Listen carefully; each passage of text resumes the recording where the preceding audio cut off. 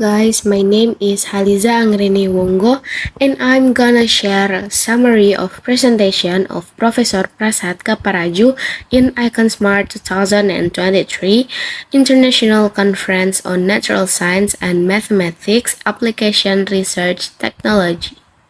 And the presentation is about feasibility of biogas production from sugar industry waste. Certainly, we can delve into the detailed analysis of substrate requirements from our experimental data.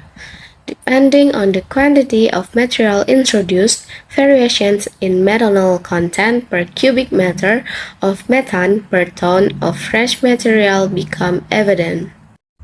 The highest methanol content is observed in evaporated sugar syrup, signifying its rich sugar content, which implies significant potential. Let's further explore the characteristic of lignocellulosic materials. These materials form a lignocellulosic matrix, facilitating bacterial access to organic material. However, the accessibility of this matrix can be constrained by recurrent materials. Leveraging these assessments of methane potential, we can determine feasibility. But what does feasibility entail in this context? It involves an examination of viable technologies and diverse usage scenarios for biogas. For instance, you might be interested in biogas production for heat and electricity within a combined heat and power plant or CHP. Alternatively, you can opt for biogas upgrading to biomethane, which closely matches the quality of natural gas. Let's dive deeper into these scenarios, starting with scenario 1 involving CHP. In this scenario, biogas takes center stage, serving as the source for both electricity generation and grid supply. As a result, you'll witness the production of electricity, digested, and biogas. What's particularly noteworthy here is that the biogas plant operates independently of grid electricity, making it self-sustaining.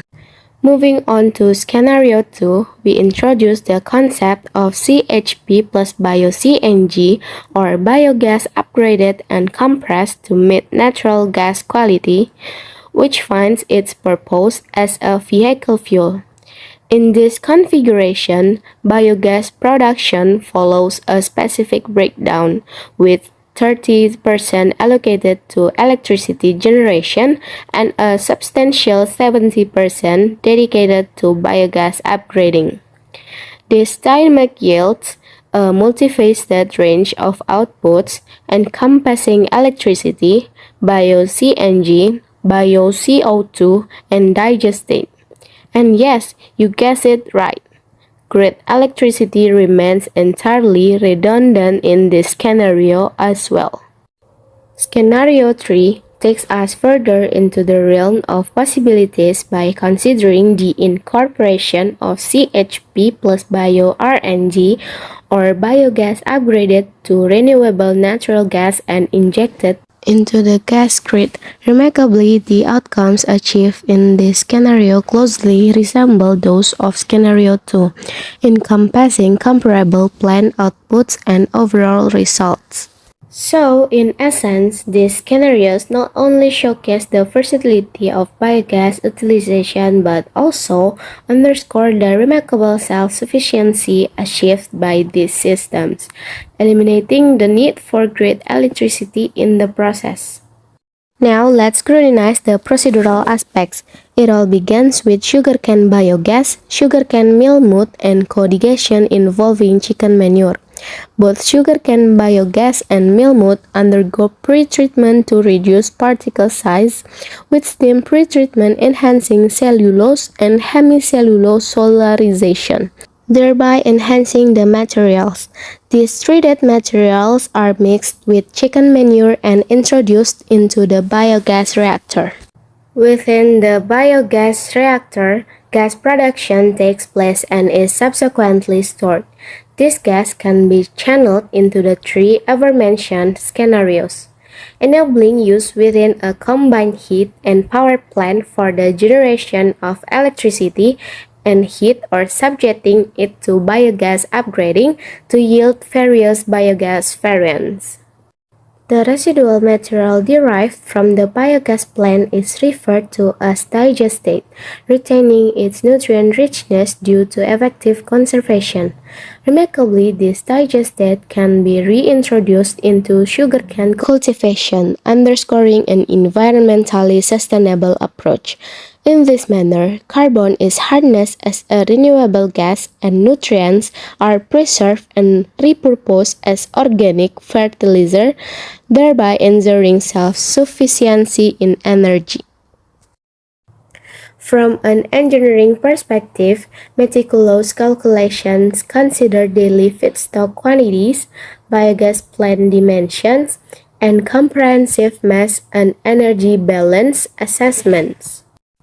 Breaking it down, you will typically supply approximately 151 tons of feedstock daily, comprising roughly 82 tons of meal meat, 55 tons of sugarcane bagasse, and 14 tons of chicken manure. Additionally, the addition of water is necessary to ensure that the solid content remains below 10%. These materials are then introduced into three biogas reactors, each boasting a capacity of approximately 6,000 cubic meters. The generated biogas is subsequently directed into a storage tank. From there, it supplies a combined heat and power plant, with the electricity produced being integrated into the digestate. This digestate material can be separated into solid and liquid fractions, with the liquid portion being returned to the front of the biogas plant for incoming feed. Upon closer examination, it becomes apparent that the biogas undergoes upgrading and is employed as compressed natural gas or CNG for vehicular applications. However, a small combined power plant is deemed necessary to meet the energy demands of the entire operation. Consequently, a portion of the biogas is allocated to power the biogas plant, while the remaining biogas is earmarked for biomethane production. This biomethane can serve as a vehicle fuel or be injected into the grid. Additionally, carbon dioxide is present into the biogas, referred to as bio-CO2, which can be harnessed for various applications, including greenhouse gas management. Behind the scene.